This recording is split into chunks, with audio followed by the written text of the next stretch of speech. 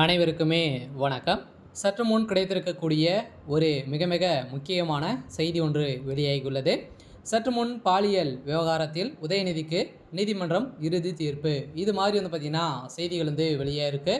இப்போ பாலியல் வழக்கில் அண்ணா பல்கலைக்கழகத்தில் நடந்த பாலியல் தொந்தரவின் அடிப்படையில் நிறைய மாணவிகள் பார்த்தீங்கன்னா அதிமுகவுடைய அரசு சீர்குலைத்திருக்கு அப்படின்ற மாதிரி இப்போ பார்த்தீங்கன்னா புகார்கள் எழுந்திருக்கு. இந்த புகாரின் அடிப்படையில் ஏற்கனவே உதயநிதி ஸ்டாலினுடைய பேர் அடிபட்டு இருந்தது. இந்த நிலையில் தான் இப்போ பார்த்தீங்கன்னா அந்த சார் யார் அப்படின்ற மாதிரி கேள்விக்குறியாக இருந்திருந்த நிலையில் இப்போ ஞானசேகர் அவர்கள் பார்த்தீங்கன்னா வாக்குமூலம் கொடுத்துருக்காரு.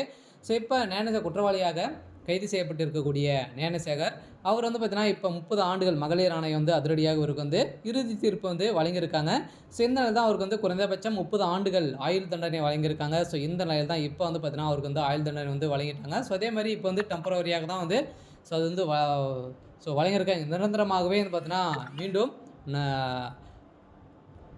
ஆயுள் தண்டனை கொடுக்க போகிறோம் அப்படின்ற மாதிரி இப்போ தகவல் வெளியாக இருக்குது. இந்த நிலையில் தான் இப்போ அதிரடியாக ஞானசேகர் அவர்களும் பார்த்தீங்கன்னா கதறி கதறி இழந்து இப்போ உதயநிதி அவர்கள் வசமாக மாட்டி விட்டிருக்காரு.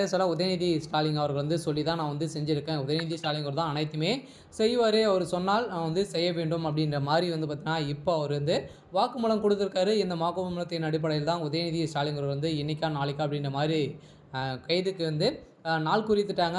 திமுகவுடைய தலைமையகம் ஒட்டுமொத்தமாக கதை முடிய போகுது. இந்த நிலையில் தான் உதயநிதி ஸ்டாலின் அவர்களுக்கு உடல்நலக்குறைவால் ஏற்பட்ட காரணத்தெல்லாம் பார்த்தீங்கன்னா திடீர்னு அவர் தப்பிக்கிறதுக்காக தான் பார்த்தீங்கன்னா இப்போ அவர் நாடகம் ஆடுறாரு அப்படின்ற மாதிரி இப்போ அபிஷியலாகவே ஒரு பேசும் பொருளாக மாறி இருக்குது. இந்த நிலையில் இந்த பாலியல் வழக்கின் அடிப்படையில் முக்கிய ஆதாரமும் சிக்கியிருக்கு.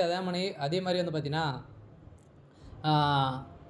பாஜகவுடைய மாநில தலைவர் அண்ணாமலை அவர்களும் பார்த்தீங்கன்னா இப்போ இதுக்கு தகுந்த ஆதாரங்களும் வீடியோக்களும் பார்த்தீங்கன்னா வெளியிட்ட சம்பவம் பெரும் அதிர்ச்சியும் பரபரப்பையும் ஏற்படுத்து இல்லையா. உதயநிதிக்கு அவருடைய கதையை ஒட்டுமொத்தமாக முடியும்னு பார்த்தீங்கன்னா தப்பு செய்தவங்கள் தண்டனை அனுபவிக்க வேண்டும் அப்படின்ற மாதிரி ஒரு நோக்கத்தோடு பார்த்தீங்கன்னா இப்போ அதிரடியாக அண்ணாமலை அவர்களும் களத்தில் இறங்கி செய்திருக்காரு.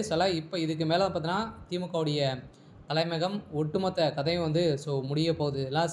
இந்த நிலையில் தான் திடீர்னு முதல்வர் ஸ்டாலின் அவர்களும் பார்த்தீங்கன்னா டெல்லி பயணம் மேற்கொண்டிருக்காரு. இந்த நிலையில் தான் அங்கே இதை குறித்து மோடி அவர்கள் பார்த்தீங்கன்னா காலையில் கதறிய சம்பவம் பரபரப்பை ஏற்படுத்தியிருக்கு. இருந்தாலுமே ஞானசேகர் அவர்கள் கொடுத்த வாக்குமூலத்தின் அடிப்படையில் தான் இப்போ உதயநிதி ஸ்டாலின் அவர்களும் அவருடைய மகனும் பார்த்தீங்கன்னா இப்போ சிக்க போகிறாங்க அப்படின்ற மாதிரி இப்போ ஒரு பேசும் போல ஒரு பரபரப்பான சென்னையில் பார்த்தீங்கன்னா உதயநிதி ஸ்டாலின் அவர்கள் போலீஸார் தேடி வராங்க. இருந்தாலும் என்ன நடக்க போகுது அப்படின்றத வெயிட் பண்ணி பார்க்கலாம். இது மாதிரி செய்திகளை தெரிஞ்சுக்கணும் அப்படின்னா மறக்காமல் நம்மளுடைய சேனலை சப்ஸ்கிரைப் பண்ணி சப்போர்ட் பண்ணுங்கள். தேங்க்யூ.